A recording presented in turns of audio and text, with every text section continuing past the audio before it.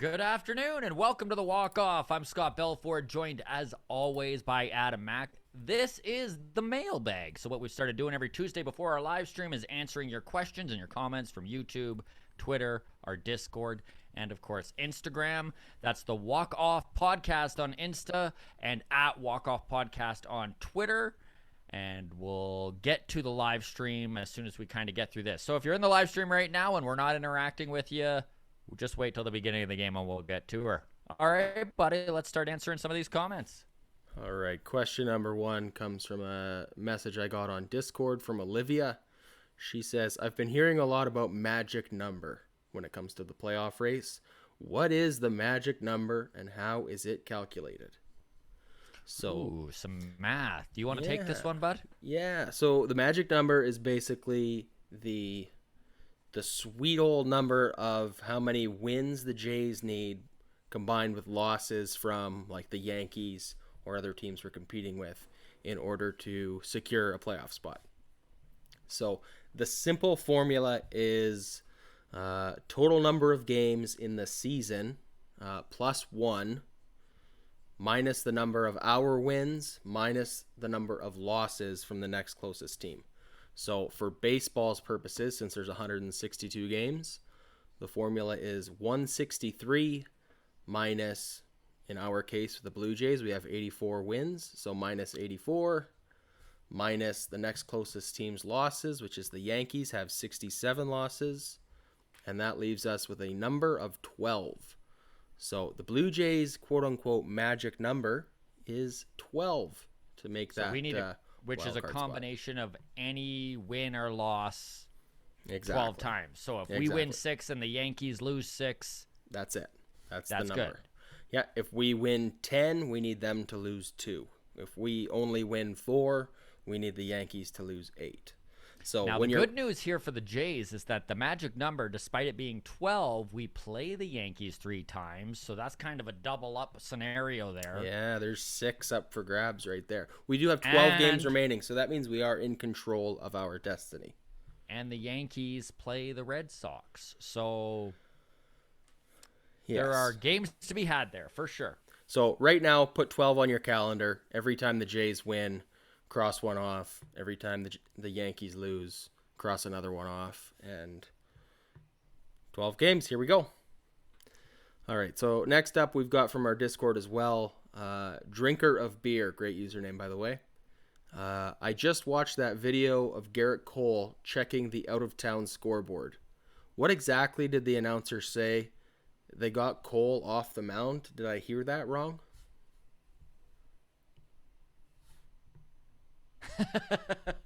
I don't think the announcer said anything. I think that it's just such a tight race right now that Garrett Cole stepped off the mound, looked up, saw that the Jays were up already in the first inning, 5-0. This is while he was getting blown up himself against Cleveland. Just very upset. Yeah. So, just nice to see Yankees being upset.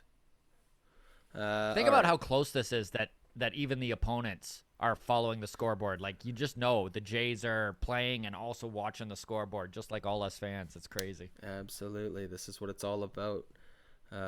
So on Twitter, Robocop But Jays, another great username, by the way. So they say, I just saw Gabriel Moreno is joining the Buffalo Bisons for playoffs. Do you think that this means there's a shot he makes the team, like the Blue Jays, out of spring training next year? Ooh, I actually did hear that too. Very exciting stuff that our number one prospect is being given the opportunity to play in the playoffs. The Buffalo Bison, of course, the AAA affiliate with the Blue Jays, making it to the playoffs, which is a pretty big deal for some of these guys to get some experience. Gabriel Moreno being given that opportunity. Personally, and I don't know how you feel about it, Adam, I mean, this is all speculation. I think there's no way Gabriel Moreno makes the Jays out of spring training next year. Even just, and I mean, the new CBA is here, right? So we don't know about service time manipulation. That might be a thing of the past, but even just for service time manipulation, you don't think he'd make it until at least the end of April. True, but we also were pretty adamant about Manoah not getting called up as soon as he did. So They Who still knows? manipulated Manoah, though. I know, but I don't, Yes. yeah, I don't know. I definitely were, don't think yes. Moreno will break camp with the Blue Jays, Yeah. but he could definitely crack the roster next year. I mean, this is a good sign that he's ready for the upgraded pitching that he's going to face in AAA for the last couple weeks here, which should help Which him. is going to be the best competition AAA can offer. Yeah, is their playoffs. Exactly. So that's very cool. So I mean, who knows? Maybe he gets off to a hot start in AAA next year, and we're seeing him up as like the first injury replacement. I don't know. I like that you took our bad take on Manoah and we're like, hey, we get things wrong. From time to time. I don't know about you, Scott, but Salvador Perez. Yes. Can we just, while we're talking about catchers, 31 years old. Feels like he's 80, but feels yes, like only he's 80, 31. but he's 31. He's like 5-time Gold Glove winner, 3-time Silver Slugger. He's going to win another Silver Slugger this year. Yeah. Could win the home run. Could win the home run title. I mean, he just set the record for most home runs by a catcher of all time. Yeah. Single season. Leads the league in RBIs, correct? Yeah, he's what, 1 year into a 4-year, $80 million contract? Yes, sir. I would trade any 2 prospects for Salvador Perez this offseason. Wow. Gabriel Moreno included. You know how bad I wanted JT Realmuto this past offseason? Salvador Perez, man. It is so hard to get a great defensive catcher who can also hit. Salvi would fit right in with these boys, too. Wouldn't that be nice? Anyways, now we're just going to start drooling. So let's move on to the next comments here. Caitlin Wallace commented on YouTube. She says, I always get awesome vibes from the two of you. So, well, that's thanks, nice. Caitlin. Caitlin is the artist who did the Alec Manoah fan art that we used in our thumbnail for last week's video. Caitlin from Scotland, expat Blue Jays fan. Yeah. And if you haven't seen this drawing of Manoah she's done, it is phenomenal. Check it out. It's the thumbnail on our YouTube right here. And if you're not in our Discord, you can feel free to join that. And I know she has some fan art pinned up there as well, which is very cool. Yeah, I think right now she's working on a Lourdes Gurriel picture. So very cool. She's a very talented artist. Nice to hear from her. Nice. Moving on to another YouTube comment here from Ashton. Ashton says, Cardinals, so St. Louis Cardinals and Jays are playing the best baseball right now. I want to see my birds face your birds in the World Series. Hey, a St. Louis fan checking in. I like that. I mean, I could get behind that. Of course, the Blue Jays' next manager, Stubby Clapp, is the first base coach for the Cardinals. And while we're talking to Stubby, of course, we interviewed Stubby Clapp of Canadian fame and even played with the Phillies briefly. And now, of course, the first base coach for the Cardinals. We had a chance to sit down with him a couple months ago. That full interview is up on our YouTube page under the full conversation pull down. St. Louis Cardinals team of Canadian slugger Tyler O'Neill. That's right. He's having himself we a hell of a will year. be bugging Stubby in the offseason to get us Tyler O'Neill on the on the cast. Absolutely. All right. So next comment here. We've actually had several people correct us here. I know last week we were talking about the situation at third base and who was going to be our third baseman moving into the playoffs. Would it be Valera? Would it be Lamb? Would it be Biggio or Espinal potentially returning from their rehab assignments? And boy, people did not miss the opportunity to jump on our ignorance and clarified that we cannot use Lamb in the playoffs because he was added because after they September picked him 1st. off of waivers in September, which had we known the timeline there, for sure would have caught that. But no, we do appreciate. Listen, I know Adam's kind of busting everyone's balls a little bit here about pointing out our mistakes, but we do appreciate it. I mean, we're baseball nerds, so when we get something wrong, correct us, please. Absolutely. That's half the fun, right? Um, all right, the next one, kind of, I guess, in the same vein regarding third base. Christopher Oliver says uh, Espinal is playing for the Bisons this weekend. Hopefully, he will be Yeah, ready to he's return to Toronto. So, yeah, he is in rehab along with Biggio. It's got to be a matter of time, right? Like Christopher nails it.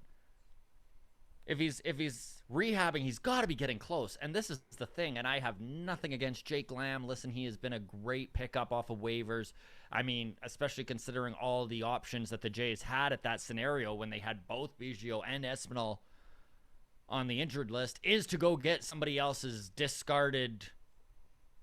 I don't want to say trash, but you know what I'm saying. You know, yeah. their discarded player, and they did a great job with Jake Lamb. He's done what he's had to do. Valera has stepped in and been incredibly proficient, at least you can say. But I'm so ready for Biggio to be back, and Espinal for that matter. Let's get him back. Absolutely. You feel the same way, right? Yeah, of course. Yeah. I mean, it was a Band-Aid. They filled in admirably. You know, it kind of reminds me of the bullpen back in April. Yeah. When we had struggles with the rotation. Like, they did their job, but you know that that's not sustainable, and it turned out it was not. So, and kind of the same thing at third base with Lamb and Valera there. Like, Exactly. they are, definitely performing as well as we could ever hope for, but they are not the third baseman we want to be going into the playoffs with. No, they are not. And Valera has been great. Yes. Okay, so a few more, I would say 200 people commented. Okay. Maybe not quite. Our last episode there, we were debating Manoah or Mats going to the bullpen. Ooh, a lot of people felt strongly on that. Very strong opinions on both sides of the argument. A lot of Manoah love and a lot of, are you kidding me? It has to be Mats. Yeah. So definitely. Personally, I think whichever way they go, there's advantages to both. I know that Matt's being a ground ball pitcher was brought up, and that is something to be said.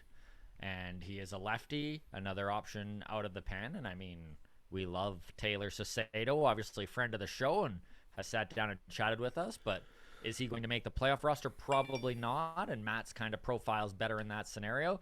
Also, if we're going to go with Manoah in the bullpen, listen, the guy has, if he's just going to pare down his pitches to that fastball and slider, pretty deadly. And you know he can rear back instead of throwing 97 if he's only going to be in there for one inning.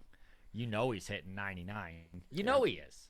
Absolutely. So we'll see what happens there. Honestly, I think wherever Manoah is, he's going to be a beast, and I think he's going to really profile well as a contributing member to this playoff team. I think you're absolutely right. One other question here about the pitching staff. This one comes from, I'm going to mess this up, Avraham Sheps on YouTube. Right, yeah. You know, as you do. He says Hyunjin Ryu should not be starting any more games for the Jays for the rest of the season. Wow, that's a hot take. What do you think? You know what? If this was July, I would tell Avram to take a long walk on a short plank. But I'm not going to lie, man. I have a kind of hard time disagreeing with him in this scenario. Ryu has not been his typical self, and his problem has been he's not hitting his spots. Now, he's still dropping that curveball in there, but that's the only thing he's hitting the strike zone with. Mm-hmm. And if that's the only pitch you're going to hit the strike zone with, well, my goodness, that curveball becomes pretty easy to hit, right? So, yeah. Now he did hit the 10-day IL. He's got some problems in his neck, right? And who knows, it could just be typical wear and tear too. Let's be honest, this is a man who has had injury problems his whole career. He had a great 2020 when it was only 60 games. He's had a pretty decent 2021. Listen, I know he's at like a 4.11 ERA at this point. Yeah, that's not what you want to see out of your $20 million guy. But if he is actually injured, no wonders he's not hitting his spots with that changeup. Right? Like if he's actually been trying to work through something in his neck, maybe we're in a Kevin Biggio scenario here. Yeah, absolutely. I think he's out of gas. I don't being know. a pro athlete is definitely a fine-tuned situation, right? So, um, so what do you think then? Do we spend all this time arguing? Is it Mats or Manoah going to the bullpen? We might need both of them. Listen, 2015, Mark Burley pitched 204 innings for this Toronto Blue Jays team, and he did not make the playoff roster. Was Mark Burley a huge contributor on that 2015 team? 110%. They would not have been there without him. But he doesn't, sometimes you go with who's playing the best right now, and that is not Hyun-Jin Ryu right now. And I don't know what they do with him. I don't see him starting a playoff game. I don't personally wish to see him starting a playoff game. And I wish to be very clear on this, too. I still think Hyun-Jin Ryu has the potential to be the number 2 starter in this rotation. I think that they go back to the drawing board next year. They let him rehab over the off season and come back with a new game plan. He's a crafty dude who has done it his whole career. I do not think this is the end of Ryu. I do, however, think that these games are far too critical to be rolling the dice on a guy who's been just below average. Below average. I was going to say average, but yeah, below average is probably more accurate. Okay, so let's look at it this way. He's on the 10-day IL. It is September 21st. The earliest he would return at this point is for that last series against Baltimore, which, I mean, fingers crossed, hopefully are meaningless games for all the right reasons. Yes. I mean, this is the case, right? The point could be moot. If Ryu is actually injured and not just gassed and they're trying to let him catch his breath here, if he is actually injured, they're not going to put him on the playoff roster if it's iffy, right? So no, and that's why I think, like, best case scenario, he pitches once against Baltimore at the end of the season in the second last game of the year. Yeah, exactly. And then we get a look at him and we go, okay, he's either got it or he's not, right? Because I know it's Baltimore, but good hitter or bad hitter, he's either hitting his spots or he's not, right?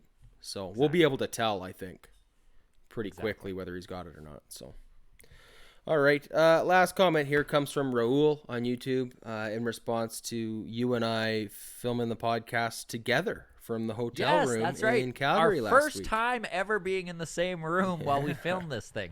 pretty wild that it's taken that long here with the pandemic. But so we were together in Calgary for the Craft Island Comedy Festival, which was awesome. But yes. Raul wanted to clarify. He says, are you guys in Toronto? And we are not. We are in Alberta. We are an Alberta-based podcast. Adam is in Edmonton. I'm in Calgary. And diehard Blue Jays fans. See? There is something that unites this whole country. East to west. It's the Blue Jays. East to west, the Toronto Blue Jays. All right. Well, on that note, let's end the mailbag and flip over to the live stream because we got Manoah going against the Rays. Absolutely. Honestly, thank you so much, everyone, for your questions, your comments, being such active members of the community. We truly appreciate it and enjoy chatting baseball with y'all. At Walk Off Podcast on Twitter, you can follow us there. The Walk Off Podcast on Instagram. And the Walk Off Podcast on YouTube, which you're probably on right now. Thanks, everybody.